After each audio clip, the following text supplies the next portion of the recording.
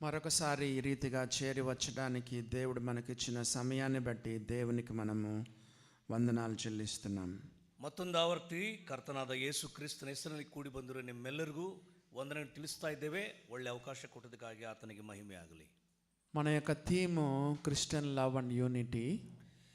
ನಮ್ಮ ಒಂದು ಸಂದೇಶ, ಈ ಕೂಟದ ಪ್ರಸ್ತಾಪ ಕ್ರಿಸ್ತೀಯ ಪ್ರೀತಿ ಮತ್ತು ಐಕ್ಯತೆ ಕುರಿತಾಗಿ ಬರೆಯಲ್ಪಟ್ಟಿದೆ. ఉదయకాలంలో మనము చెప్పుకున్న వాక్యాన్ని మనము కొనసాగించుదాము. ಇಂದು ಬೆಳಗಿನ ಜಾವ ನಾವು ಓದಿಕೊಂಡಂಥ ವಾಕ್ಯ ಭಾಗವನ್ನು ಮುಂದುವರಿಸೋಣ. మార్కు సువార్త 12వ అధ్యాయము 29-20 వచనాలు. మార్కను బరుసు వార్త 12ನೇ అధ్యాయ 28-29 వచనం. అందుకు యేసు ప్రధానమైన ఆజ్ఞ ఏదనగా, ఓ ఇశ్రాయేలు వినుము. ಅದಕ್ಕೆ ಯೇಸು ಪ್ರಾಮುಖ್ಯವಾದ ಆಜ್ಞೆ ಯಾವುದಂದ್ರೆ, ಇಸ್ರಾಯೇಲರೇ ಕೇಳಿರಿ. 30వ వచనం, నీవు నీ పూర్ణ హృదయముతోనూ, ನಿನ್ನ ಪೂರ್ಣ ಹೃದಯದಿಂದಲೂ, నీ పూర్ణ ఆత్మతోనూ, ಪೂರ್ಣ నీ ಆತ್ಮದಿಂದಲೂ, పూర్ణ వివేకముతోనూ, ಪೂರ್ಣ ಬುದ್ಧಿಯಿಂದಲೂ, నీ పూర్ణ బలముతోనూ, ಪೂರ್ಣ ಶಕ್ತಿಯಿಂದಲೂ నీ దేవుడైన ప్రభును ప్రేమించాలనేదే ప్రధానమైన ఆజ్ఞ. ನಿನ್ನ ದೇವರಾದ ಕರ್ತನನ್ನು ಪ್ರೀತಿಸಬೇಕೆಂಬುದು ಆಜ್ಞೆಗಳಲ್ಲಿ ಪ್ರಧಾನವಾದದ್ದು. 31వ వచనం, 31ನೇ ವಚನದಲ್ಲಿ రెండవది ఏంటంటే, ಎರಡನೇ ಆಜ್ಞೆ, నీవు నిన్ను వలె నీ పొరుగువాన్ని ప్రేమించాలి. ನಿನ್ನ ನೆರೆಯವನನ್ನು ನಿನ್ನಂತೆಯೇ ಪ್ರೀತಿಸಬೇಕು. Christian love, Christian love. ಕ್ರಿಸ್ತಿಯ ಪ್ರೀತಿಯು మొట్టమొదటి దేవుని ప్రేమించు, ಮೊಟ್ಟ ಮೊದಲಾಗಿ ದೇವರನ್ನ ಪ್ರೀತಿಸು. రెండవదిగా నిన్ను వలె నీ పొరుగువాన్ని ప్రేమించు. ಎರಡನೇದಾಗಿ ನಿನ್ನಂತೆಯೇ ನಿನ್ನ ನೆರೆಯವನನ್ನು ಪ್ರೀತಿಸು. పొద్దున మనం ఒక చిట్కా చెప్పుకున్నాం. ಬೆಳಿಗ್ಗೆ ಒಂದು ಚುಟುಕು ನಾವು ಧ್ಯಾನಿಸಿದ್ವಿ. దేవుని నీ హృదయపూర్వకంగా ప్రేమిస్తే, ಮೊದಲು ದೇವರನ್ನ ಹೃದಯಪೂರ್ವಕವಾಗಿ ನೀನು ಪ್ರೀತಿಸುವುದಾದರೆ ఇతరులను ప్రేమించడం చాలా సులువు. ಇತರರು ಹೇಗಿದ್ದರೂ ಕೂಡ ಅವ್ರನ್ನ ಪ್ರೀತಿಸುವುದು ಬಹಳ ಸುಲಭ.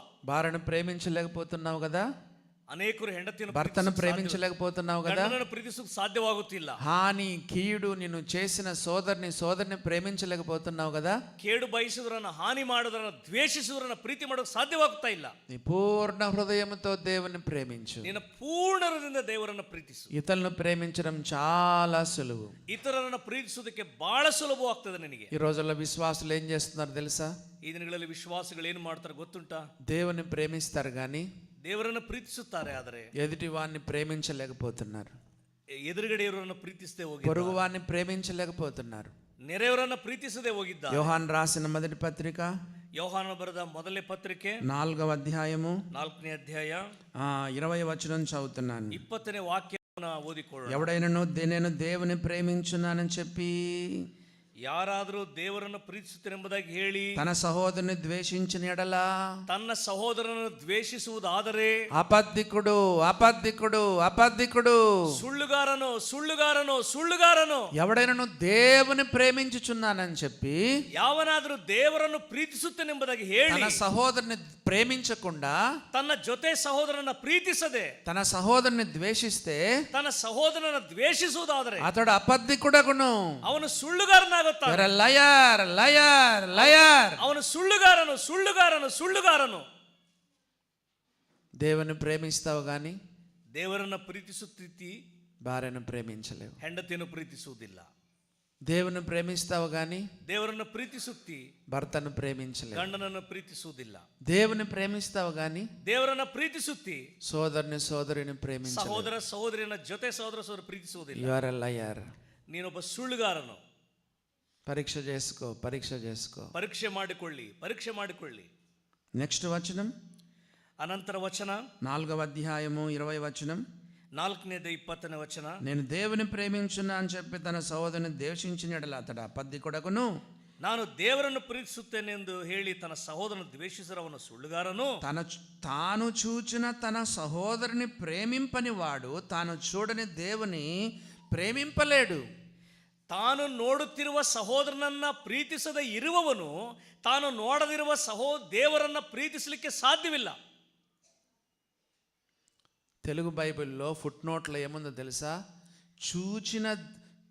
చూచిన సహోదరుని ప్రేమించని వాడు చూడని దేవుని ఎలాగూ ప్రేమింపగలడు? ఫుట్ నోట్లో కింద రాయబడింది. తెలుగు బైబిల్ ಫುಟ್ ನೋಟ್ನಲ್ಲಿ ನೋಡುತ್ತಿರುವ ಸಹೋದರನನ್ನ ಪ್ರೀತಿಸದೆ ಇರತಕ್ಕಂಥವನು ಕಾಣದಿರುವ ದೇವರನ್ನು ಹೇಗೆ ಪ್ರೀತಿಸಲಿಕ್ಕೆ ಸಾಧ್ಯ?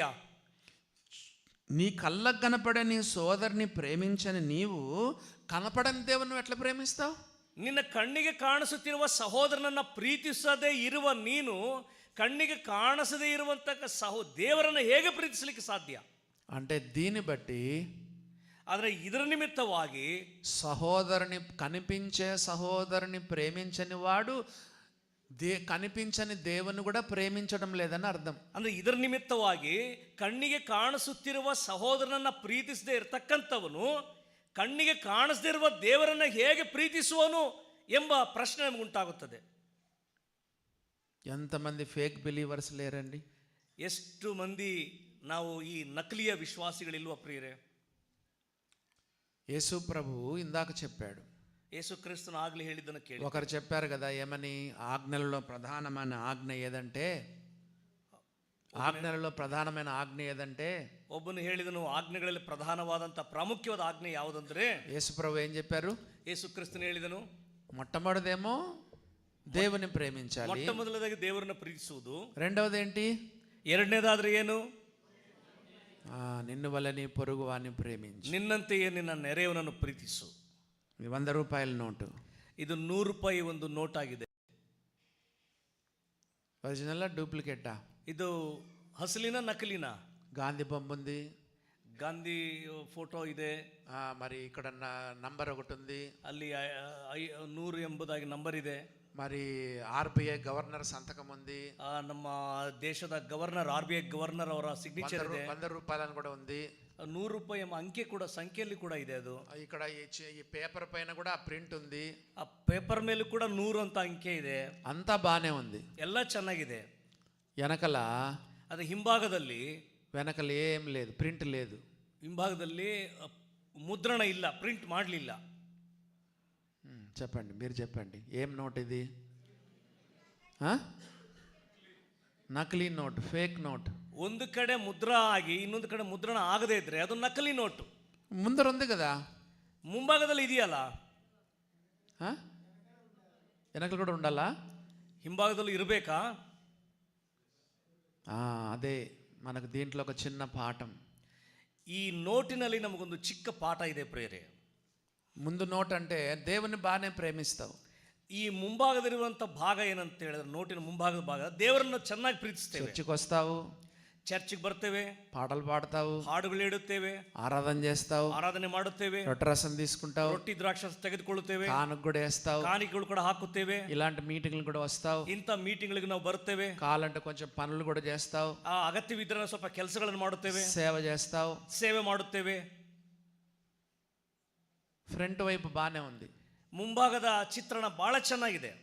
ఇంట్లో ಆದರೆ ಮನೆಯಲ್ಲಿ భార్యను ప్రేమించవు, భర్తను ప్రేమించవు, ಗಂಡನನ್ನು ಪ್ರೀತಿಸುವುದಿಲ್ಲ, ಹೆಂಡತಿಯನ್ನು ಪ್ರೀತಿಸುವುದಿಲ್ಲ, సంఘములో ఇతరులను ప్రేమించలేవు, ಸಭೆಯಲ್ಲಿ ಜೊತೆ ಸಹೋದರ ಸಹೋದರಿಯನ್ನು ಪ್ರೀತಿಸುವುದಿಲ್ಲ. You are a fake believer.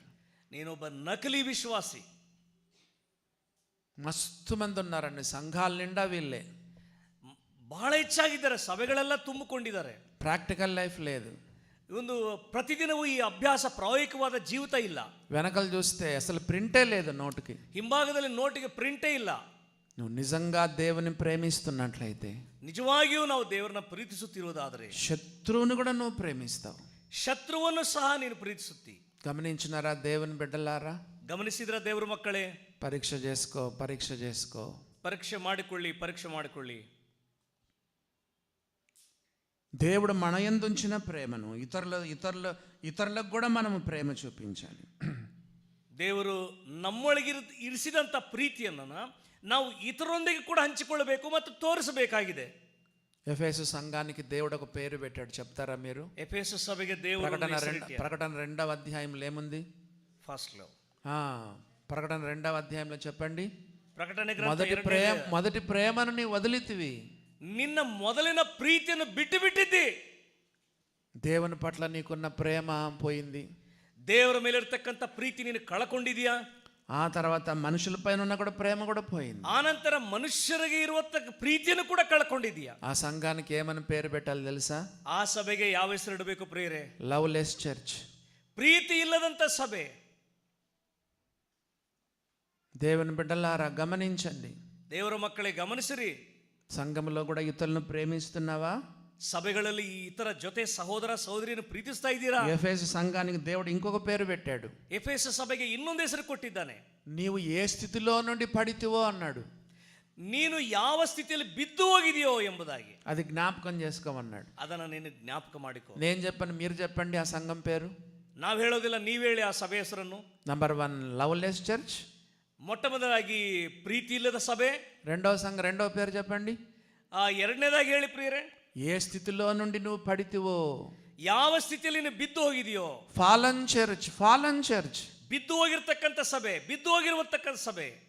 ప్రేమలో ఫెయిల్ అయిపోయింది, ಪ್ರೀತಿಯಲ್ಲಿ ಬಿದ್ದು ಹೋಗಿದೆ, అట్టర్ ఫెయిల్ అయిపోయింది, ಅದು ಸಂಪೂರ್ಣವಾಗಿ ಬಿದ್ದು ಹೋಗಿದೆ. ఏమంటుంది ఆ సంఘము? ಆ ಸಭೆ ಏನಂತ ಹೇಳ್ತಾ ಇದೆ? నా దగ్గర క్రియలు ఉన్నాయి, ಅಲ್ಲಿ ಕ್ರಿಯೆಗಳಿದೆ, కష్టం ఉంది, ಕಷ್ಟಗಳಿದೆ, సహనం కలిగిన సంఘం, ಸಹನೆ ಉಳ್ಳಂತ ಸಭೆ, దుష్టులను సహింపలేని సంఘం, ದುಷ್ಟರನ್ನ ಸಹಿಸಿಕೊಂಡಿರ್ತಕ್ಕಂಥ ಸಭೆ, అపోస్తులు కాకపోయినా అపోస్తులను చెప్పుకొని వారిని బాగా పరీక్షించే సంఘం, ಅಪೋಸ್ತರು ಅಲ್ಲದಿದ್ದರೂ ಕೂಡ ಅಪೋಸ್ತಲರೆಂಬ ಹೇಳಿಕೊಳ್ಳುವರನ್ನ ಚೆನ್ನಾಗಿ ಪರೀಕ್ಷಿಸುವಂತ ಸಭೆ, డాక్టరినల్ ప్యూరిటీ కలిగిన సంఘం, ಸಿದ್ಧಾಂತದಲ್ಲಿ ಸ್ಥಿರವಾಗಿರ್ತಕ್ಕಂಥ ಒಂದು ಸಭೆ, మరి సహనం కలిగిన సంఘం, ಸಹನೆ ಉಳ್ಳಂತ ಸಭೆ, భారం భరించే సంఘం, ಭಾರವುಳ್ಳಂತ ಭಾರವನ್ನು ಹೊಂದಿದ ಜವಾಬ್ದಾರಿ ಇರುವಂತ ಸಭೆ, అలయలేని సంఘం, ಅದು ಆಯಾಸಗೊಳ್ಳದಿರುವಂತ ಒಂದು ಸಭೆ. ఆదివారం నుంచి మళ్ళీ ఆదివారం వరకు మీటింగులు మీటింగులు మీటింగులు మీటింగులు.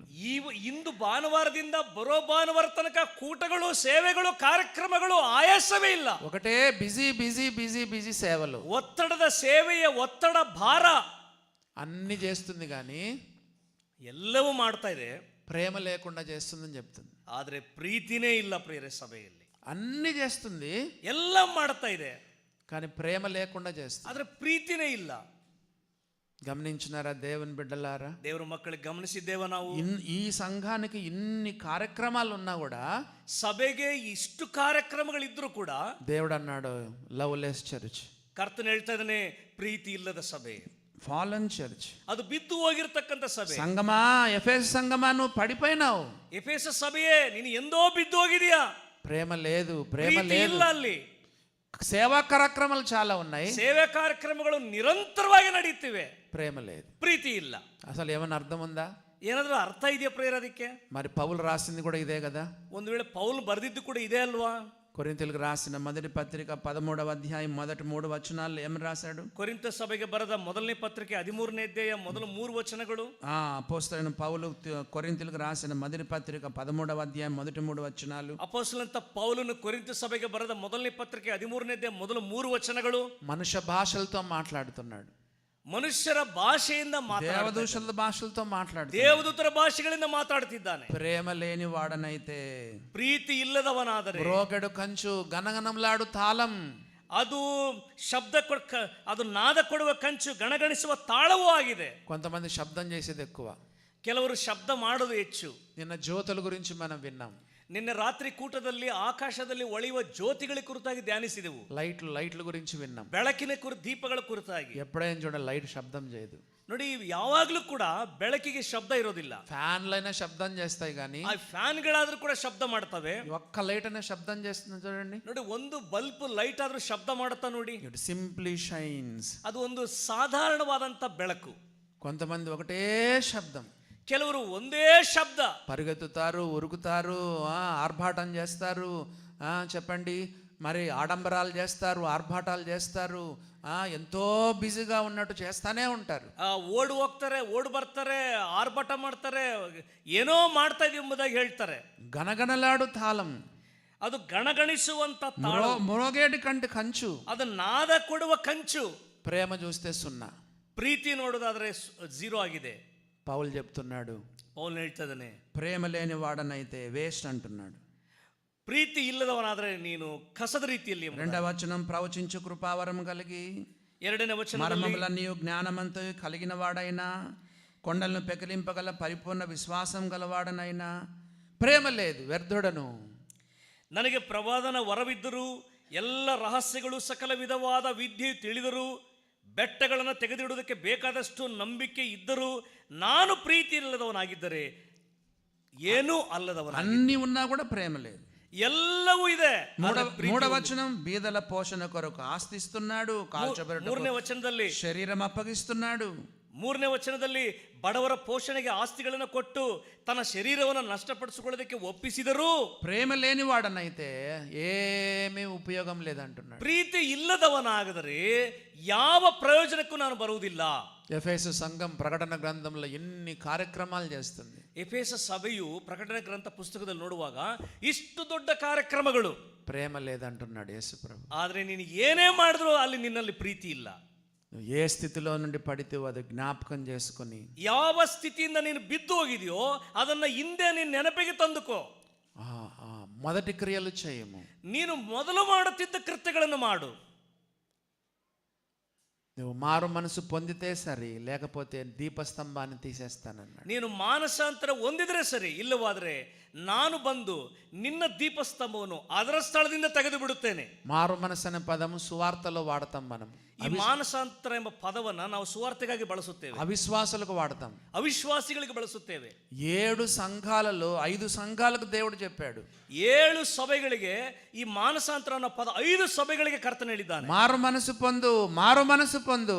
ಮಾನಸಾಂತರ ಒಂದು ಎಂಬುದಾಗಿ ప్రకటన గ్రంథంలో 7 సంఘాలు ఉంటే 5 సంఘాలకు చెప్పాడు మారు మనసు పొందమని. ಪ್ರಕಟಣೆ ಗ್ರಂಥದಲ್ಲಿ 7 ಸಭೆಗಳಿದ್ರೆ 5 ಸಭೆಗಳಿಗೆ ನಿರ್ದಿಷ್ಟವಾಗಿ ಮಾನಸಾಂತರ ಒಂದು ಎಂಬುದಾಗಿ ಹೇಳಿದ್ದಾನೆ. రిపెంట్ రిపెంట్ రిపెంట్, ನೀನು ತಿರುಗಿಕೊಂಡು ಬಾ, ನೀನು ಹಿಂದಿರುಗಿ ಬಾ ಎಂಬುದಾಗಿ. ఎందుకంటే నన్ను ప్రేమించడం లేదు. ಯಾಕಂದ್ರೆ ನನ್ನನ್ನು ನೀನು ಮೊದಲ ರೀತಿಯಲ್ಲಿ ಪ್ರೀತಿಸುತ್ತಾ ಇಲ್ಲ. ప్రేమలో మనం ఎంత విఫలమైపోయినాం. ಪ್ರೀತಿಯಲ್ಲಿ ಎಷ್ಟು ನಾವು ಸೋತೋಗಿದ್ದೇವೆ.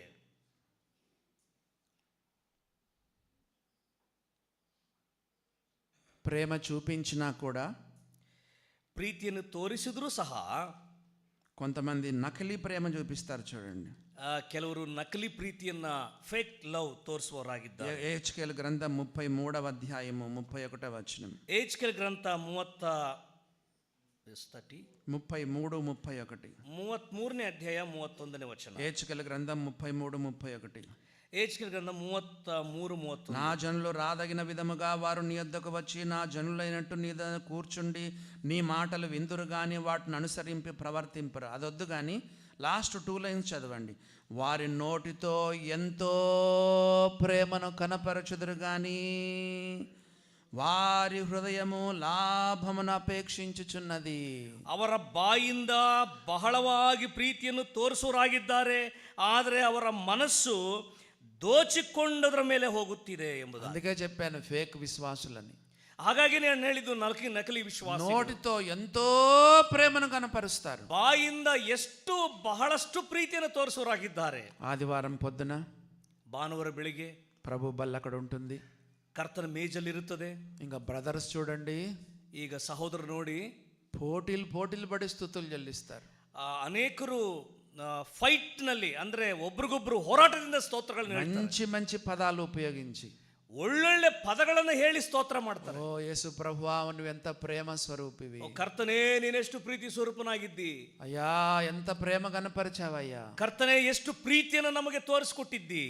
కీర్తన గ్రంథంలో, పరమగీతల గ్రంథంలో, ప్రకటన గ్రంథంలో ఉన్న పదాలన్నీ ఉపయోగించి, ಕೀರ್ತನೆ ಗ್ರಂಥ, ಪ್ರಕಟಣೆ ಗ್ರಂಥ, ಪರಮಗೀತೆಗಳು ಎಲ್ಲ ಪದವನ್ನು ಉಪಯೋಗಿಸಿ వినే వాళ్ళంతా అబ్బా ఎంత భక్తిపడు అనుకోవాలి. ಇನ್ನು ಕೇಳುವರ ಕಿವಿಗಳಲ್ಲಿ ಕೇಳುವರು ಎಷ್ಟು ಭಕ್ತಿ ಉಳ್ಳವರು ಇವರೆಂಬುದಾಗಿ ಊಹೆ ಮಾಡಬೇಕು. నోటితో ఎంతో ప్రేమ కనపరుస్తాడు, ಪ್ರೀತಿಯಿಂದ ಎಷ್ಟೋ ಪ್ರೀತಿ, ಬಾಯಿಂದ ಎಷ್ಟೋ ಪ್ರೀತಿ, కానీ చూస్తే నిజమైన ప్రేమ కాదు అది. ಆದರೆ ಸರಿಯಾಗಿ ನೋಡೋದಾದ್ರೆ ಆ ಪ್ರೀತಿಯಲ್ಲಿ ಉರುಳಿಲ್ಲ ಅಥವಾ ನಿಜವಾದ ಪ್ರೀತಿ ಅಲ್ಲ. యోహాను తన పత్రికలు ఏమన్నాడు? ಯೋಹಾನು ತನ್ನ ಪತ್ರಿಕೆಯಲ್ಲಿ ಏನು ಹೇಳಿದ್ದಾನೆ? మాటతో కాక కదా, నోటితో కాక, మాటతో కాక, క్రియతో సత్యముతో ప్రేమింతము. ಯೋಹಾನು ತನ್ನ ಮೊದಲನೇ ಪತ್ರಿಕೆ 3ನೇ ಅಧ್ಯಾಯದಲ್ಲಿ ನಿನ್ನ ಬಾಯಿಂದ ಅಲ್ಲದೆ, ನಿನ್ನ నోటితోనో నాలుకతోనో కాక, ಬಾಯಿಂದ ಅಲ್ಲದೆ, ನಾಲಿಗೆಯಿಂದ ಅಲ್ಲದೆ, ನೀನು ಕ್ರಿಯೆಗಳಿಂದ ನಿಜವಾದ ಪ್ರೀತಿಯನ್ನು ತೋರಿಸು. నోటితో కాక, మాటతో కాక, క్రియతో సత్యముతో ప్రేమింతము. ನಿನ್ನ ಬಾಯಿಂದ ಅಲ್ಲದೆ, ನಾಲಿಗೆಯಿಂದ ಅಲ್ಲದೆ, ನಿನ್ನ ಕ್ರಿಯೆಗಳಿಂದ ನಿಜವಾದ ಪ್ರೀತಿಯನ್ನು ತೋರಿಸು.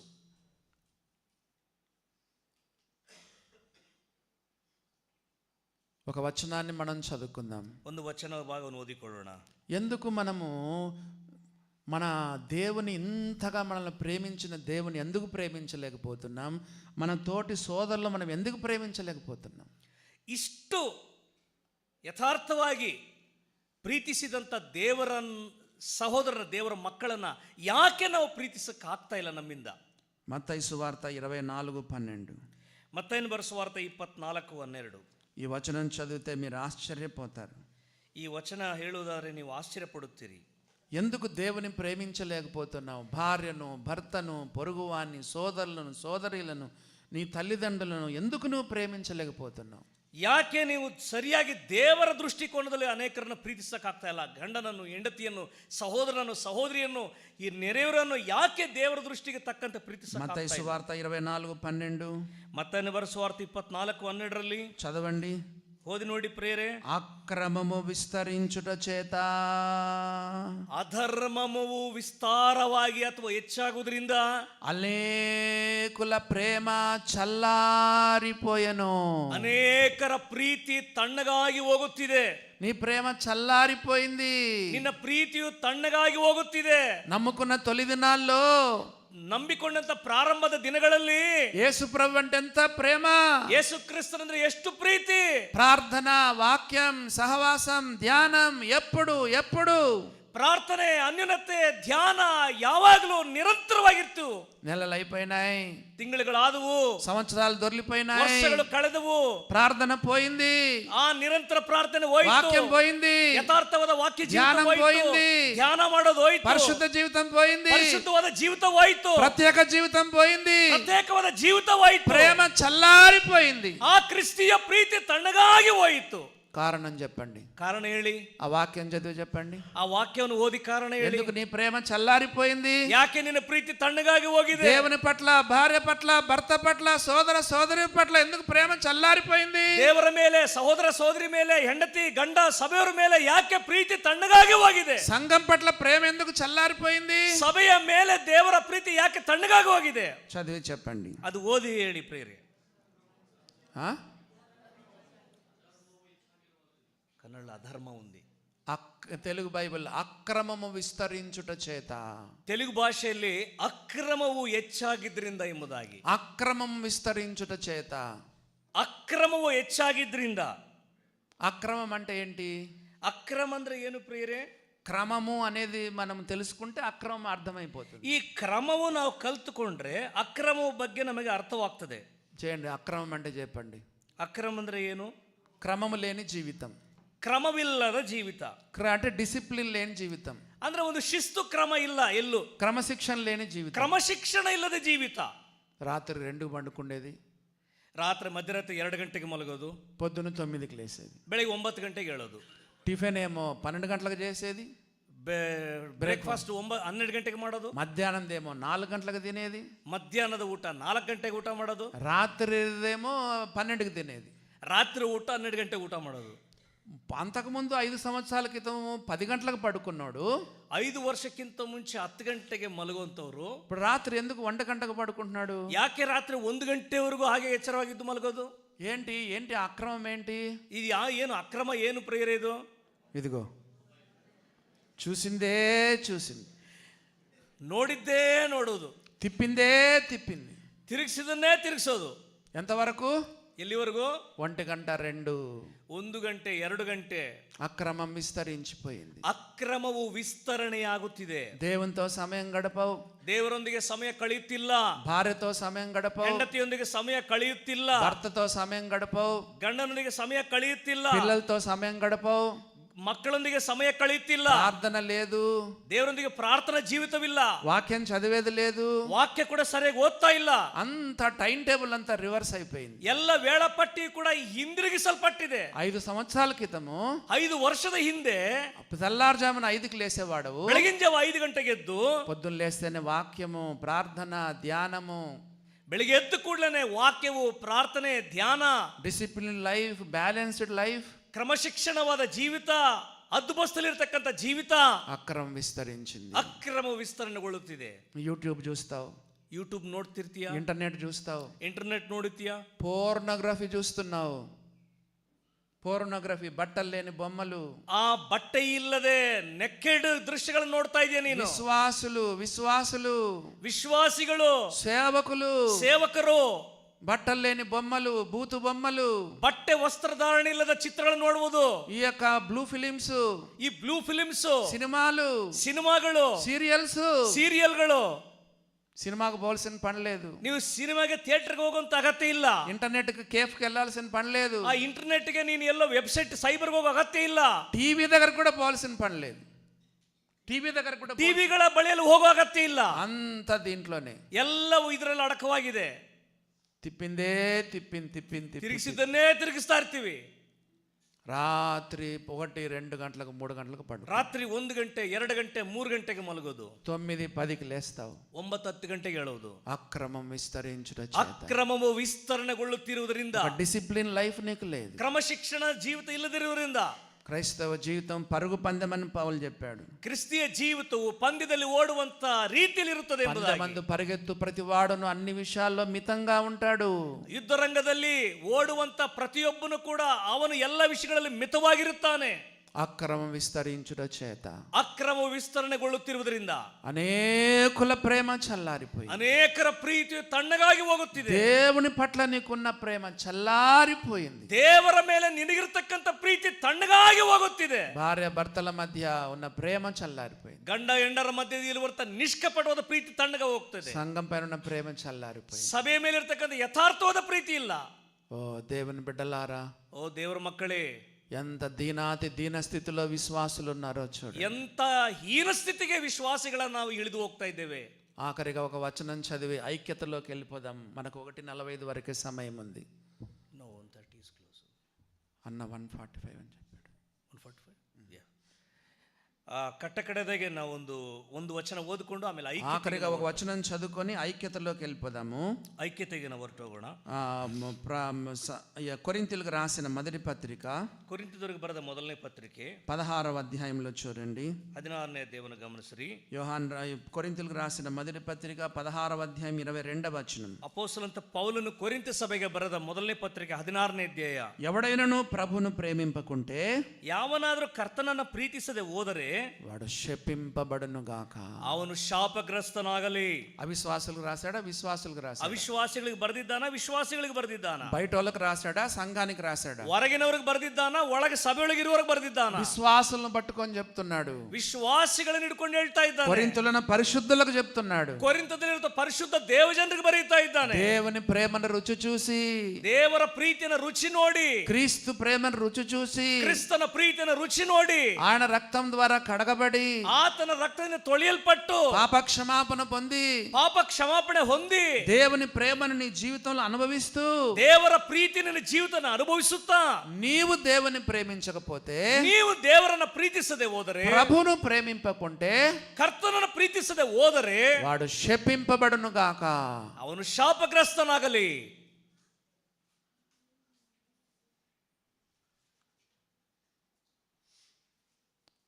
ఎంత కఠినమైన మాట ఉపయోగించాడు. ಎಂತ ಕಠಿಣವಾದ ಪದವನ್ನು ಉಪಯೋಗಿಸಿದ್ದಾನೆ ಕೊರಿಂಥ ದೇವಜನರಿಗೆ. బైబిల్లో ఉన్న బోధకులు ములాజు పెట్టారు. ಬೈಬಲ್ ಇರತಕ್ಕಂಥ ಬೋಧಕರು ಯಾರಿಗೂ ಕೂಡ ಮುಲಾಜು ಕೊಡೋದಿಲ್ಲ. దేవుడు ఏం చెప్తే అది చెప్పేస్తాడు.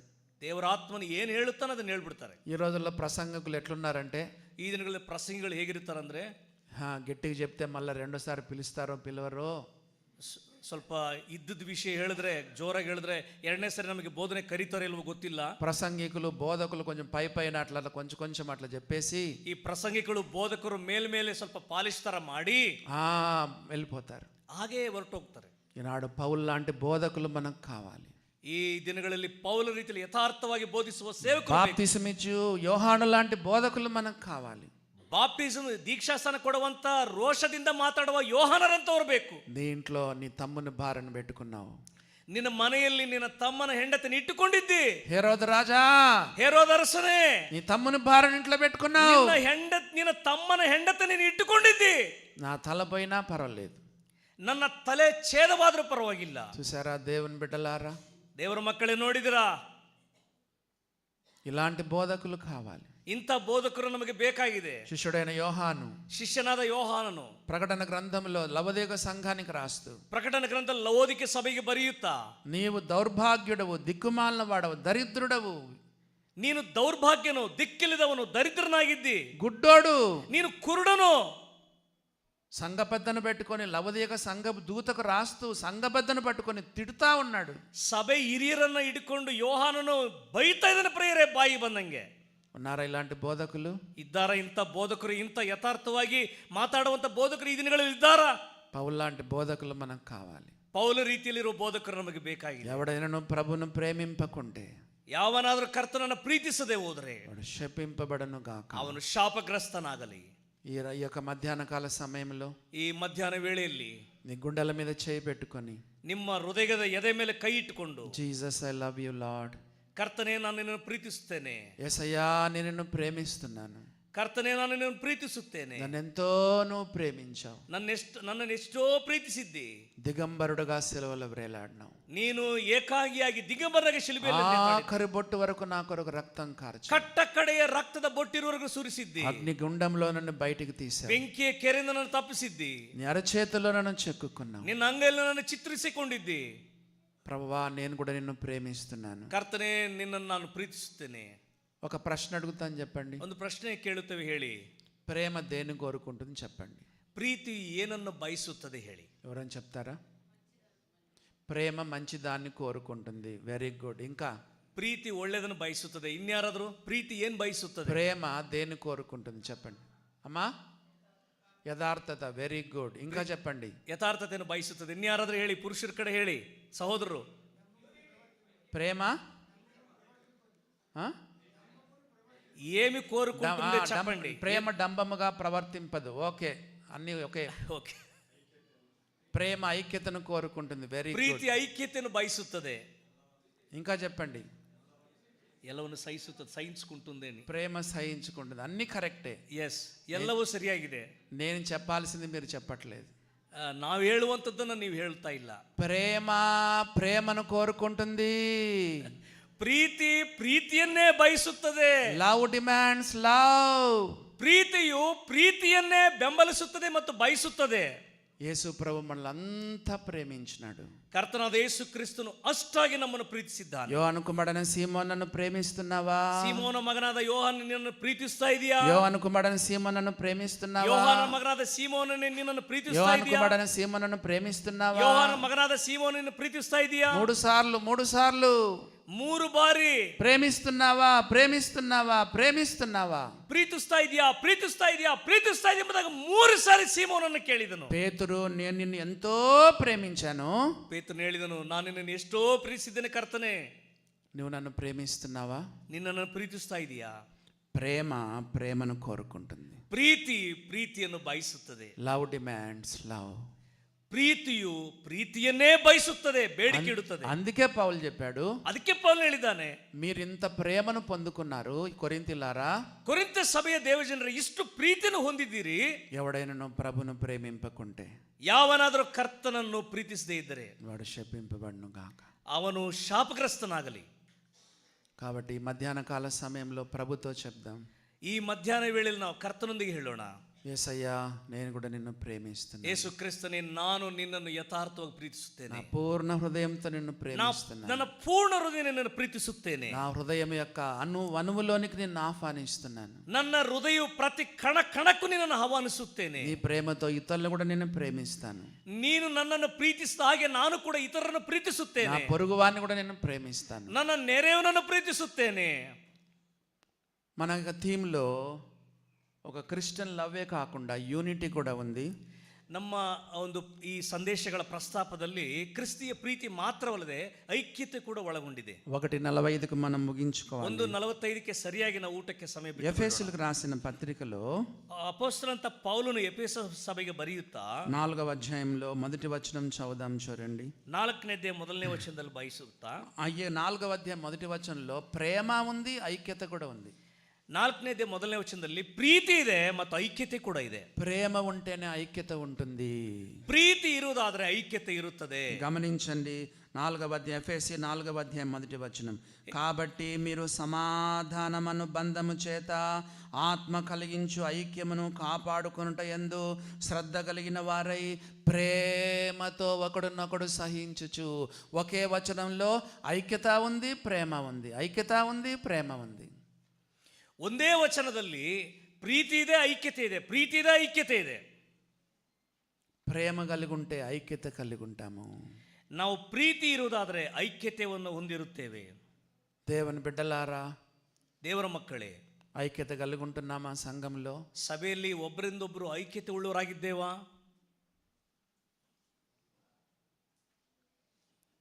దావీదుకు చాలా మంది భార్యలు, ದಾವಿದನಿಗೆ ಅನೇಕರು ಹೆಂಡತಿಯರಿದ್ದರು. మరి ఆయనకు ఎంతమంది కుమారులు? ದಾವಿದನಿಗೆ ಎಷ್ಟು ಜನ ಮಕ್ಕಳು? చాలా మంది. అంతమంది భార్యలు అంటే అంతమంది కుమారులు కూడా ఉంటారు, ఎక్కువ మంది. ಎಷ್ಟು ಮಂದಿ ಹೆಂಡತಿಯರಿದ್ದರೋ ಅಷ್ಟು ಹೆಂಡತಿಯರಿಗೂ ಅಷ್ಟು ಮಕ್ಕಳು ಕೂಡ ಇದ್ದರು. సమాధానమే లేదు, ఒకరొకరు సరిగా లేరు. ಒಬ್ರಿಗೊಬ್ರು ಮಕ್ಕಳು ಮೊಮ್ಮಕ್ಕಳು ಸಮಾಧಾನ ಇರಲಿಲ್ಲ ಪ್ರಿಯರೇ. ಅವರಿಗೆ ఒకే ఇంట్లోనే ఉంటారు కానీ ಎಲ್ಲರೂ ಒಂದೇ ಅರಮನೆಯಲ್ಲಿ ಇದ್ದಾರೆ. పిల్లలకు తన కుమారులకు ఒకరికొరకు సరైన సంబంధం లేదు. ಮಕ್ಕಳಿಗೆ ಒಬ್ಬರ ಹೆಂಡತಿ ಇನ್ನೊಬ್ಬರ ಹೆಂಡತಿ ಮಕ್ಕಳಿಗೆ ಸಮಾಧಾನ ಐಕ್ಯತೆ ಇರಲಿಲ್ಲ. అందుకేనేమో 133వ కీర్తన రాశాడు. ಅದಕ್ಕೆ 133ನೇ ಕೀರ್ತನೆ ಬರೆದಿದ್ದಾನೆ. నా యొక్క ప్రియమైన కుమారులారా, ನನ್ನ ಪ್ರೀತಿಯ ಮಕ್ಕಳೇ, మీరు ఒకరికొకరు సహోదరులు. ನೀವು ಒಬ್ರಿಗೊಬ್ರು ಸಹೋದರರು. సహోదరుల ఐక్యత కలిగి నివసించుట ఎంత మేలు, ఎంత మనోహరము. ಸಹೋದರರು ಒಬ್ರಿಗೊಬ್ರು ಐಕ್ಯತೆಯಿಂದ ಜೀವಿಸುವುದು ಎಷ್ಟು ಮನೋಹರ, ಎಷ್ಟು ರಮ್ಯವಾದದ್ದು. నా ప్రియమైన కుమారులారా, ನನ್ನ ಪ್ರೀತಿಯ ಮಕ್ಕಳೇ, రండి రండి కూర్చోండి. ಬನ್ನಿ ಬನ್ನಿ ಕುಳಿತುಕೊಳ್ಳಿ. సహోదరులైన మీరందరూ కూడా ಸಹೋದರಾಗಿ ನೀವೆಲ್ಲರೂ ಸಹ ఐక్యత కలిగి నివసించుట ఎంత మేలు, ఎంత మనోహరం. ಐಕ್ಯತೆಯಿಂದ ಜೀವಿಸುವುದು ಎಷ್ಟು ಮನೋಹರವಾದದ್ದು, ಎಷ್ಟು ರಮ್ಯವಾದದ್ದು. సంఘములో కూడా ఐక్యత కలిగి నివసించుట ఎంత మేలు, ఎంత మనోహరం. ಸಭೆಯಲ್ಲಿ ಕೂಡ ಐಕ್ಯತೆಯಿಂದ ಜೀವಿಸುವುದು ಎಷ್ಟು ಮನೋಹರ, ಎಷ್ಟು ఈ ರಮ್ಯವಾಗಿದೆ. రోజుల్లో ಈ ದಿನಗಳಲ್ಲಿ సంఘాలను చీల్చి పెట్టేస్తున్నారు, ಸಭೆಗಳನ್ನು ಸೀಳಿಸಿ ಬಿಡುತ್ತಿದ್ದಾರೆ. బ్రదరన్ సంఘాలు ఎక్కువ ఇదన్నమాట. ಈ ಬ್ರದರನ್ ಸಭೆಗಳಲ್ಲಿ ಈ ರೀತಿ ವಿಭಜಿಸುವಂಥದ್ದು ಮತ್ತು ಒಡೆದಾಕುವಂಥದ್ದು ಬಹಳ ಹೆಚ್ಚಾಗಿದೆ. మిషన్ చర్చిలు చీలవ చూడండి. ನೋಡಿ, ಮಿಷನ್ ಚರ್ಚ್ಗಳು ಹೆಚ್ಚು ಅದು ಸೀಳಿ ಹೋಗುವುದಿಲ್ಲ, ವಿಭಾಗ ಇರೋದಿಲ್ಲ. ఇక్కడ పాస్టర్ ఒక్కడే వస్తాడు, ಇಲ್ಲಿ ಪಾಸ್ಟರ್ ಒಬ್ಬರೇ ಬರ್ತಾರೆ. ಇಲ್ಲಿ గౌన్ వేసుకున్న వాళ్ళే ఇక్కడ వాక్యం చెప్తారు. నిలువంగి ಹಾಕೊಂಡು ಮಾತ್ರ ಇಲ್ಲಿ ವಾಕ್ಯ ಹೇಳೋರು ಬರ್ತಾರೆ. అసలు అక్కడ పైకి మెట్టు కూడా ఎక్కనీరు. ಈ ವೇದಿಕೆ ಕೂಡ ಹತ್ತಲಿಕ್ಕೆ ಸಾಧ್ಯವಿಲ್ಲ. రెవరెండే ఎక్కాలంటారు, ರೆವರೆಂಡೇ ಹತ್ತಬೇಕು, పాస్టరే ఎక్కాలంటారు. ಪಾಸ್ಟರ ಮೇಲೆ ಹತ್ತಬೇಕು. పెళ్ళిళ్ళప్పుడు కెమెరామ్యాన్ కూడా పైకి రానిరు. ಮದುವೆ ಕಾರ್ಯಕ್ರಮಗಳಲ್ಲಿ ಫೋಟೋ ಹಿಡಿಯುವ ಕ್ಯಾಮ್ರಾಮನ್ ಕೂಡ ವೇದಿಕೆಗೆ ಬರೋ ಹಾಗಿಲ್ಲ. మన సంఘాల్లో విచ్చలవిడి ఎక్కువైపోయింది, స్వాతంత్రం ఎక్కువైపోయింది. ನಮ್ಮ ಸಭೆಗಳಲ್ಲಿ ಸ್ವಾತಂತ್ರ್ಯವು ಇಷ್ಟಾನುಸಾರ ಪ್ರವರ್ತಿಸುವುದು ಹೆಚ್ಚಾಗಿ ಹೋಗಿದೆ. ఈ రోజు ఏం చెప్పండి? ಏನ್ ಹೇಳಿ? స్వాతంత్ర దినోత్సవం, ಸ್ವಾತಂತ್ರ್ಯ ದಿನಾಚರಣೆ. కొంతమంది స్వాతంత్రాన్ని దుర్వినియోగం చేసుకుంటున్నారు. ಕೆಲವರು ಈ ಸ್ವಾತಂತ್ರ್ಯವನ್ನ ದುರುಪಯೋಗ ಪಡಿಸ್ಕೊಳ್ತಾ ಇದ್ದಾರೆ. మన బ్రదరన్ సంఘాల్లో, ನಮ್ಮ ಸಹೋದರ ಸಭೆಗಳಲ್ಲಿ అందరూ రాజులు, యాజకులు, ಎಲ್ಲರೂ ಯಾಜಕರೇ, ಎಲ್ಲರೂ ಅರಸರೇ. ನಾವು ప్రభు బలలో ఎవరైనా పాట చెప్తారు, ಈ ಕರ್ತನ ಮೇಜಿ ಯಾರು ಬೇಕಾದ್ರೂ ಪಾಲ್ಗಾರರಾಗಿ ಹೇಳ್ಬೋದು. ఎవరు పడితే వాళ్ళు ఎవరైనా వచ్చి వాక్యం చెప్తారు, ಯಾರಾದ್ರೆ ಅವರು ಬಂದು ವಾಕ್ಯ ಹೇಳ್ಬೋದು. ప్రభు బల్లలో ಕರ್ತನ ಮೇಜಿನಲ್ಲಿ స్తుతులు కూడా చెల్లిస్తారు. ಯಾರಂದ್ರೆ ಅವರು ಸ್ತುತಿ ಹೇಳುತ್ತಾರೆ. కొన్నిసార్లు రొట్టె రసం కొరకు కూడా స్తుతులు చెల్లిస్తారు. ಕೆಲವು ಬಾರಿ ರೊಟ್ಟಿ ದ್ರಾಕ್ಷರಸಲ್ಲಿ ಸ್ತುತಿ ಹೇಳುತ್ತಾರೆ. ఎక్కువ స్వతంత్రం ఎక్కువ అయిపోయింది, ಸ್ವಾತಂತ್ರ್ಯ ಹೆಚ್ಚಾಗಿ ಹೋಗಿದೆ. ఇదంతా చేస్తాడు. ಇವೆಲ್ಲವನ್ನು ಮಾಡಿ మళ్ళా మెల్లగా ఏం చేస్తాడు? ಆಮೇಲೆ ನಿಧಾನಕ್ಕೆ మనం అంటాడు, మనం అంటాడు. ನಾವು గుంపును తయారు చేస్తాడు, ಗುಂಪುಗಳನ್ನು ತಯಾರು ಮಾಡೋದು. ముఠాన్ తయారు చేస్తాడు. ಒಂದು ಗುಂಪು, ಒಂದು ಗುಂಪುಗಾರಿಕೆ ಮಾಡುವುದು తయారు చేస్తాడు. సంఘాలను చీల్చడానికి ప్రయత్నం, ಸಭೆಯನ್ನು ಸೀಳಿಸಲಿಕ್ಕೆ ಪ್ರಯತ್ನ ಮಾಡುತ್ತಾನೆ. చేయొచ్చు అట్లా? ಆ ರೀತಿ ಮಾಡಬಹುದ ಸಭೆಯನ್ನ? చాలా తప్పు. ಪ್ರಿಯರೇ, ಬಹಳಷ್ಟು ದೋಷ ಮತ್ತು ತಪ್ಪಾಗಿದೆ ಸಭೆ ಸೀಳಿಸುವುದು. Caste feeling తీసుకురావచ్చా? ಜಾತಿ ಭೇದ ತರಬಹುದ ಸಭೆಗಳಲ್ಲಿ? రీజియన్ ఫీలింగ్ తీసుకురావచ్చా? ಧರ್ಮದ ಭೇದ ತರಬಹುದಾ? మనం ఆంధ్ర వాళ్ళు, ನಾವು ಆಂಧ್ರದವರು, మనం కర్ణాటక వాళ్ళు, ನಾವೆಲ್ಲರೂ ಕರ್ನಾಟಕದವರು, మనమేమో ఈ కులమోళ్ళు, ನಾವು ಈ ಕುಲದವರು, మనం ఆ కులమోళ్ళు, ಅವರೆಲ್ಲ ಆ ಕುಲದವರು. మరి అట్లా చెప్పి సంఘాలను చీలుస్తావా? ಆ ರೀತಿ ಹೇಳಿ ಸಭೆಯನ್ನು ಸೀಳಿಸ್ತೀಯಾ? దేవుని వాక్యం చెప్తుంది, ದೇವರ ವಾಕ್ಯ ಹೇಳ್ತಾ ಇದೆ, ఎవడైనను దేవుని ఆలయమును పాడు చేస్తే, ಯಾವನಾದ್ರೂ ದೇವರ ಆಲಯವನ್ನು ಹಾಳು ಮಾಡಿದ್ರೆ దేవుడు వాన్ని పాడు చేస్తాడు, ದೇವರವನನ್ನು ಹಾಳು ಮಾಡುವನು. మీకు విషయం చెప్పమంటారా? ನಿಮಗೊಂದು ವಿಷಯ ಹೇಳುವಲ್ಲ, కొంతమంది సంఘాలు తిరుగుతూ వాక్యం చెప్పే నాయకులు కూడా సంఘాలను చీల్చిపెట్టేస్తున్నారు. ಕೆಲವರು ಸಭೆಗಳನ್ನ ಸುತ್ತುತ್ತಾ ವಾಕ್ಯ ಹೇಳುವಂತ ಸೇವಕರು, ನಾಯಕರು ಕೂಡ ಸಭೆಗಳನ್ನು ಸೀಳಿಸ್ತಾ ಇದ್ದಾರೆ. వస్తారు, సంఘాలను తిరుగుతారు, ಅವ್ರು ಬರ್ತಾರೆ, ವಿಶ್ವಾಸಿಗಳ ಮನೆಗಳೆಲ್ಲ ತಿರುಗ್ತಾರೆ, వాక్యాలు బాగానే చెప్తారు, ಆ ಮನೆಗಳಲ್ಲಿ ವಾಕ್ಯ ಚೆನ್ನಾಗಿ ಹೇಳ್ತಾರೆ, వాళ్ళని ఐక్యపరచరు, ಅವರು ಒಂದು ಮಾಡೋದಿಲ್ಲ. సమాధాన పరచువారు ధన్యులు వారు దేవుని కుమారులు అనబడుదురు. ಮತ್ತಾಯನ ಬರೆಸುವಾರ್ತೆಯಲ್ಲಿ ಸಮಾಧಾನ ಪಡಿಸೋರು ಧನ್ಯರವರು ದೇವರ ಮಕ್ಕಳೆನಿಸಿಕೊಳ್ಳುವುದು ಬರೆಯಲ್ಪಟ್ಟಿದೆ. సమాధాన పరచరు, ಅವರು ಸಮಾಧಾನ ಪಡಿಸೋದಿಲ್ಲ, సంఘాలను చీల్చేస్తున్నారు. ಸಭೆಗಳನ್ನು ವಿಭಜಿಸ್ತಾರೆ. ఎవరు? ಯಾರು? నాయకులు, ನಾಯಕರು, సంఘాల మధ్య బోధించే బోధకులు, ಸಭೆಗಳಲ್ಲಿ ಮಧ್ಯದಲ್ಲಿ ಬೋಧಿಸುವಂತ ಬೋಧಕರು. ఎవడైనా దేవుని ఆలయం పాడు చేస్తే, ಯಾವನಾದ್ರೂ ದೇವರ ಸಭೆಯನ್ನು ಹಾಳು ಮಾಡೋದಾದ್ರೆ ఆ దేవుడు వారిని పాడు చేయను. ದೇವರವನನ್ನು ಹಾಳು ಮಾಡುತ್ತಾನೆ. కాబట్టి సహోదరుల ఐక్యతగా నివసించడం ఎంత మేలు, ఎంత మనోహరం. ಆದ್ರಿಂದ ಸಹೋದರರು ಐಕ್ಯವಾಗಿ ಜೀವಿಸುವುದು ಎಷ್ಟು ಮನೋಹರ, ಎಷ್ಟು ಶ್ರೇಷ್ಠವಾದದ್ದು. నా కుమారులారా వినండి, వినండి. ನನ್ನ ಮಕ್ಕಳೇ ಕೇಳಿರಿ, ಕೇಳಿರಿ. అహరోను తల మీదుగా పోయబడి, ಆರೋನನ ತಲೆ ಮೇಲೆ ಹೊಯ್ಯಲ್ಪಟ್ಟು, గడ్డం మీదుగా కారి, ಅವನ ಗಡ್ಡದ ಮೇಲೆ ಸುರಿಯಲ್ಪಟ್ಟು, అంగీల అంచు వరకు దిగజారిన పరిమళ తైలం, ಅವನ ಯಾಜಕ ವಸ್ತ್ರದ ನಿಲುವಂಗಿಗಳ ಕೆಳಗೆ ಇಳಿದು ಬರುವ ಪರಿಮಳ ತೈಲೋಪಾದಿಯಲ್ಲಿ, ఐక్యతనేదే పరిమళ తైలం. ಐಕ್ಯತೆ ಎಂಬುದು ಪರಿಮಳ ತೈಲದೋಪಾದಿಯಲ್ಲಿ ಇರುತ್ತದೆ. అది సియోను కొండల మీదకి దిగి వచ్చిన హెర్మోను మంచు వలె ఉంటుంది. ಅದು ಚಿಯೋನ್ ಬೆಟ್ಟಗಳ ಮೇಲೆ ಹರಿದು ಬರುವಂತ ಹೆರ್ಮೋನನ ಮಂಜು ರೀತಿಯಲ್ಲಿ ಇರುತ್ತದೆ. సువాసన మంచు, సువాసన మంచు. ಸುವಾಸನೆ ಮತ್ತು ಮಂಜು, ಸುವಾಸನೆ ಮತ್ತು ಮಂಜು. దేవుని బిడ్డలారా, ದೇವರ ಮಕ್ಕಳೇ, ఆ పరిమళం అనేది ఎంత బాగుంటుంది కదా. ಆ ಪರಿಮಳ ಅನ್ನೋದು ಎಷ್ಟು ಮಧುರವಾಗಿರುತ್ತದಲ್ಲ, ಸುಗಂಧವಾಗಿ. చర్చికి వేసుకురావచ్చా? వేసుకోవచ్చు. నేను సుగంధ, నేనేమి సెంట్ వేసుకోవద్దని చెప్పాను, పర్ఫ్యూమ్ వేసుకోవద్దని చెప్పాను. ಸುಗಂಧ ತೈಲ ಹಾಕಬಾರ್ದು ಎಂಬುದನ್ನು ಹೇಳ್ತಾ ಇಲ್ಲ. ಸೆಂಟ್ ಹಾಕೊಳ್ಳಿ, చర్చికి మాత్రం వేసుకురాకూడదు. ಸಭೆಗೆ ಮಾತ್ರ ನೀವು ಹಾಕೊಂಡು ತರಬೇಡಿ. ఎందుకంటే అందరినీ వైపు చూస్తారు. ಯಾಕಂದ್ರೆ ಎಲ್ಲರೂ ನೀನು ಆಕರ್ಷಿತಲಾಗುತ್ತಿ. అసలు ఇంకో విషయం చెప్పమంటారా? ಇನ್ನೊಂದು ವಿಷಯ ಹೇಳ್ಬೋದಾ? ఈ 5 రోజులు 10 రోజులు స్నానం చేయని వాళ్ళు వేసుకుంటారంట. అది ಯಾಕೆ ಯಾರು ಈ ಸೆಂಟ್ ಹಾಕೊಳ್ಳೋದಂದ್ರೆ, ಒಂದು ವಾರ 10 ದಿನ ಯಾರು ಸ್ನಾನ ಮಾಡಲ್ವೋ ಅವ್ರು ಮಾತ್ರ ಈ ಸೆಂಟ್ ಪರ್ಫ್ಯೂಮ್ ಹಾಕೊಳ್ತಾರೆ. రోజు స్నానం చేసే వాళ్ళు సెంట్ వేసుకోరు, వేసుకోవాల్సిన అవసరం కూడా లేదు. ಪ್ರತಿದಿನ ಸ್ನಾನ ಮಾಡುವಂತವ್ರು ಸೆಂಟ್ ಪರಿಮಳ ಅದನ್ನು ಹಾಕುವಂತ ಅಗತ್ಯ ಇಲ್ಲ, ಹಾಕಬಾರದು. పరిమళ వాసన ఎంత మంచిగా ఉంటుంది.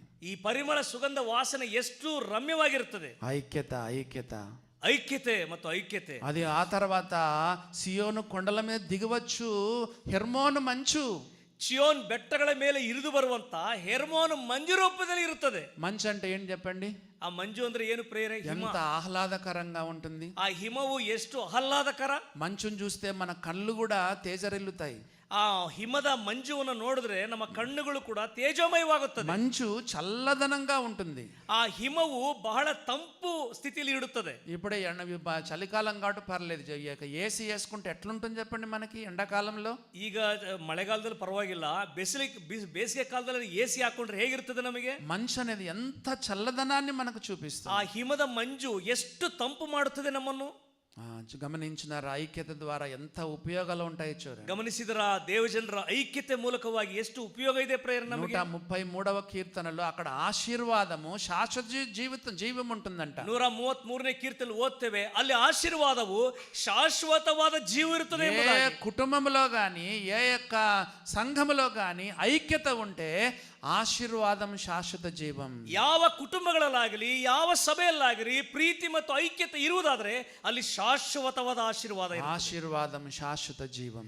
ಆಶೀರ್ವಾದವು ಮತ್ತು ಶಾಶ್ವತ ಜೀವ. ఎంత సంఘానికి దీవెన, ఎంత ఆశీర్వాదం. ಸಭೆಗೆ ಎಷ್ಟು ಆಶೀರ್ವಾದ, ಎಷ್ಟು ಕೃಪೆ, ఎంత సేవ జరుగుతుంది దేవుని బిడ్డలారా. ಎಷ್ಟು ಸೇವೆ ನಡೀತದೆ ಸಭೆ ಮೂಲಕವಾಗಿ ದೇವರು. అందుకే ఇక్కడ అంటున్నాడు, చెప్పండి, ఈ ఐక్యత కావాలంటే ఏముండాలంట? ಈ ಐಕ್ಯತೆ ಬೇಕಾದ್ರೆ ಏನಿರಬೇಕು? ನಮಗೆ సమాధానం ఉండాలంట. ಸಮಾಧಾನವಿರಬೇಕು. రెండవది శ్రద్ధ ఉండాలంట.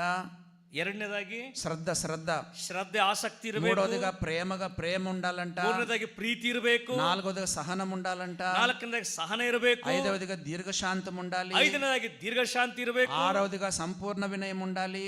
ಆರನೇದಾಗಿ ಸಂಪೂರ್ಣ ವಿನಯ ಇರಬೇಕು. ఏడవదిగా సాత్వికం కలిగి ఉండాలి. ಏಳನೇದಾಗಿ ಸಾತ್ವಿಕತ್ವ ಇರಬೇಕು. ఐక్యత కొరకు ఇంతకు మనం కష్టపడాలి. ಐಕ್ಯತೆಗಾಗಿ ನಾವು ಇಷ್ಟು ಕಷ್ಟಪಡಬೇಕಾಗಿದೆ. సంఘంలో ఐక్యతను కాపాడుతున్నావా? ಸಭೆಯಲ್ಲಿ ಐಕ್ಯತೆಯನ್ನು ಕಾಪಾಡಿಕೊಳ್ಳುತ್ತಿದ್ದೇವಾ? శ్రద్ధ ఉందా? ಆ ಶ್ರದ್ಧೆ ಇದೆಯಾ ನಮಗೆ? మరి సహనం ఉందా? ಸಹನೆ ಇದೆಯಾ? సాత్వికం ఉందా? ಸಾತ್ವಿಕತ್ವ ಇದೆಯಾ? దీర్ఘశాంతం ఉందా? ದೀರ್ಘಶಾಂತ ಇದೆಯಾ? ఈ 7 ఉంటేనే మనం ఐక్యత కలిగి ఉండగలం. ಈ 7 ಅಂಶಗಳು ನಮ್ಮಲ್ಲಿ ಇರುವುದಾದ್ರೆ ಮಾತ್ರ ನಮ್ಮಲ್ಲಿ ಐಕ್ಯತೆ ಉಂಟಾಗುತ್ತದೆ. ఆదిమ సంఘంలో ఏముందో చూడండి. ಆದಿ ಸಭೆಯಲ್ಲಿ ಏನಿರುತ್ತದೆ ಗಮನಿಸೋಣ. అపోస్తల కాల గ్రంథము 4వ అధ్యాయం, ಅಪೊಸ್ತಲ ಕೃತ್ಯಗಳ ಗ್ರಂಥ 4ನೇ ಅಧ್ಯಾಯ 32వ వచనం. 32ನೇ ವಚನ. విశ్వసించిన వారందరూ ఏక హృదయం, ఏకాత్మ కలిగిన వారై ఉండిరి. ನಂಬಿಕೆಯುಳ್ಳವರೆಲ್ಲರೂ ಕೂಡ ಒಂದೇ విశ్వసించిన వారందరూ ఏక హృదయం ఏకాత్మ. ನಂಬಿದವರೆಲ್ಲರೂ ಕೂಡ ಒಂದೇ ಆತ್ಮ ಒಂದೇ ಹೃದಯ ಉಳ್ಳವರಾಗಿದ್ದಾರೆ. వేల వేల మంది ఆదిమ సంఘంలో, ಸಾವಿರಾರು ಮಂದಿ ಇದ್ರು ಮೊದಲನೇ ఒక ಶತಮಾನದಲ್ಲಿ. చోట 3,000 మంది, ಒಂದು ಕಡೆ ఇంకో చోట 3,000, 5,000 మంది. ಇನ್ನೊಂದು ಕಡೆ 5,000. శిష్యుల సంఖ్య బహుగా విస్తరించెను. ಶಿಷ್ಯರ ಸಂಖ್ಯೆ ಬಹಳವಾಗಿ ವಿಸ್ತರಣೆ వేల ಆಗುತ್ತಿತ್ತು. వేల మంది విశ్వాసులు ಸಾವಿರ ಮಂದಿ ವಿಶ್ವಾಸಿಗಳು ఏక హృదయం ఏకాత్మ కలిగిన వారై ఉండే. ಒಂದೇ ಆತ್ಮ ಒಂದೇ ಹೃದಯವುಳ್ಳವರಾಗಿದ್ದರು. దైవ సేవకులకు, పెద్దలకు, నాయకులకు లోబడి సహకరించండి. ದೇವರ ಸೇವಕರಿಗೆ, ಹಿರಿಯರಿಗೆ, ನಾಯಕರಿಗೆ ಒಳಗಾಗಿ ಸಹಕರಿಸಿರಿ ಪ್ರಿಯರೇ. సంఘం యొక్క ఐక్యతను దెబ్బతీయొద్దండి. ಸಭೆಯ ಐಕ್ಯತೆಯನ್ನು ನೀವು ಒಡೆಯಕ್ಕೆ ಮನಸ್ಸು ಮಾಡಬೇಡಿ. నిన్న రాత్రి ఫిలిప్పీలకు రాసిన పత్రిక చదువుకున్నాం. ನಿನ್ನೆ ರಾತ್ರಿ ಫಿಲಿಪ್ಪಿ ಸಭೆಗೆ ನಾವು ಓದಿಕೊಂಡಿದ್ದೇವೆ. ఒక ప్రశ్న మీకు చెప్పాలనుకుంటున్నాను. ಒಂದು ಪ್ರಶ್ನೆ ನಾನು ನಿಮಗೆ ಹೇಳಲಿಕ್ಕಿದ್ದೇನೆ. సాధారణంగా సమస్యలు ఎక్కడ పుడతాయి? ಸಾಧಾರಣವಾಗಿ ಸಮಸ್ಯೆಗಳು ಎಲ್ಲಿ ಹುಟ್ಟಿ ಬರುತ್ತವೆ? సాధారణంగా సమస్యలు ఎవరి దగ్గర నుండి పుడతాయి చెప్పండి? ಸಾಧಾರಣವಾಗಿ ಸಮಸ್ಯೆಗಳು ಯಾರ ಬಳಿಯಲ್ಲಿ ಹುಟ್ಟುತ್ತವೆ? నాకు తెలిసినంత మటుకు ఫస్ట్ సిస్టర్లోనే వస్తాయి సమస్యలు. ನಮಗೆ ತಿಳಿದ ಮಟ್ಟಿಗೆ ಮೊದಲು ಸಹೋದರಿಯರ ಮೂಲಕವಾಗಿ ಬರ್ತದೆ. పౌలు ఫిలిప్పీలకు రాస్తే ఏం చెప్పాడు? ಪೌಲನು ಫಿಲಿಪ್ಪಿಯರಿಗೆ ಬರುತ್ತಾ ಏನು ಹೇಳ್ತಾ ಇದ್ದಾನೆ? ఓ ప్రభునందు ఏక మనసు గలవారై ఉండుడని యువదయను సుంటికేను బతిమాలుకొనుచున్నాను. ಎಫೆಸ ಸಭೆಗೆ ಬರೆಯುತ್ತ ಕರ್ತನಲ್ಲಿ ಸುಂಟಿಕೆ ಮತ್ತು ಯುವತಿಯಳಿಗೆ ನೀವು ಏಕ ಮನಸ್ಸುಳ್ಳವರಾಗಿರೆಂಬುದಾಗಿ ನಿಮ್ಮನ್ನು ಬೇಡಿಕೊಳ್ಳುತ್ತೇನೆ. ఓ ఫిలిప్పీలారా, ಓ ಫಿಲಿಪ್ಪಿ ಸಭೆಯವರೇ, యువదయ సుంటికేను ಯುವದ್ಯ ಮತ್ತು ಸುಂಟಿಕೆ ప్రభునందు ఏక మనసు కలిగి ఉండండి. ಕರ್ತನಲ್ಲಿ ನೀವು ಏಕ ಮನಸ್ಸುಳ್ಳವರಾಗಿರಿ. Unity unity. ಐಕ್ಯತೆ ಬೇಕು, ಐಕ್ಯತೆ ಬೇಕು. కాబట్టి సంఘంలో సమస్యలు ఫస్ట్ ఎవరి దగ్గర నుంచి వస్తాయి చెప్పండి? ಆದ್ರಿಂದ ಸಭೆಯಲ್ಲಿ ಸಮಸ್ಯೆಗಳು ಯಾರಿಂದ ಬರ್ತಾವೆ ಪ್ರಿಯರೇ? ఇద్దరు సిస్టర్స్ మధ్య వస్తుంది. ಇಬ್ಬರು ಸಹೋದರಿಯರ ಮೂಲಕವಾಗಿ. ఈమె పోయి ఆమె భర్తకు చెప్తుంది, ಈಕೆ ಹೋಗಿ ಆಕೆ ಗಂಡನ ಬಳಿಯಲ್ಲಿ ಹೇಳ್ತಾಳೆ. ఈమె పోయి వాళ్ళ భర్తకు చెప్తుంది. ಈಕೆ ಇನ್ನೊಬ್ಬಳು ಹೋಗಿ ಆಕೆ ಗಂಡನ ಹತ್ರ ಹೇಳ್ತಾಳೆ. ఇక్కడ సిస్టర్స్ మధ్యలో మొదలైనటువంటి ఆ వివాదము, ఆ కొట్లాట, ಈ ಸಹೋದರಿಯ ಮಧ್ಯದಲ್ಲಿ ಪ್ರಾರಂಭವಾದಂತ ಈ ವಾಗ್ವಾದವು అక్కడ మళ్ళా అక్కడ ఇదవుతుంది. ಮತ್ತೆ ಅದು ಸಹೋದರಿಯರ ಮಧ್ಯದಲ್ಲಿ ಬಂದು ಬಿಡುತ್ತದೆ ಪ್ರಿಯರೇ. ఇప్పుడు ఇక్కడున్న సహోదరుల మధ్య, ఆ ఇద్దరు సహోదరుల మధ్య పడుతుంది. ಈಗ ಇಲ್ಲಿ ಇಬ್ಬರು ಸಹೋದರರಿಗೆ ಅದು ವಾಗ್ವಾದ ಉಂಟಾಗುತ್ತದೆ. అట్లా ఎన్ని సంఘాలు చీలిపోయినాయి. ಹಾಗೆ ಎಷ್ಟೋ ಸಭೆಗಳು ಸೀಳಿ ಹೋಗಿದ್ದೇವೆ. సిస్టర్స్ కూడా ఎంత జాగ్రత్తగా ఉండాలి. ಸಹೋದರಿಯರು ದಯಮಾಡಿ ಜಾಗೃತವುಳ್ಳವರಾಗಿರಿ. ఓ యువదయ సుంటకేను, ಓ ಯುಹುದ್ಯ ಮತ್ತು ಸುಂಟಿಕೆ, ప్రభునందు ఏక మనసు కలిగిన వారు, ಕರ್ತನಲ್ಲಿ ಏಕ ಮನಸ್ಸುಳ್ಳವರಾಗಿರ್ರಿ. ನೀವು ప్రేమతో ఒకరినొకడు సహించండి. ಪ್ರೀತಿಯಿಂದ ಒಬ್ಬರನ್ನೊಬ್ಬರು ಸಹಿಸ್ರಿ. మన టైం అయిపోయింది. ನಮ್ಮ ಸಮಯ ಮುಕ್ತಾಯವಾಗ್ತಾ ಇದೆ. దేవుడి వాక్యాన్ని మన కొరకు ದೇವರು ಈ ವಾಕ್ಯ ನಮ್ಮೆಲ್ಲರಿಗೋಸ್ಕರ ಆಶೀರ್ವದಿಸಲಿ. అందరికీ వందన. ಎಲ್ಲರಿಗೂ ವಂದನೆಗಳು.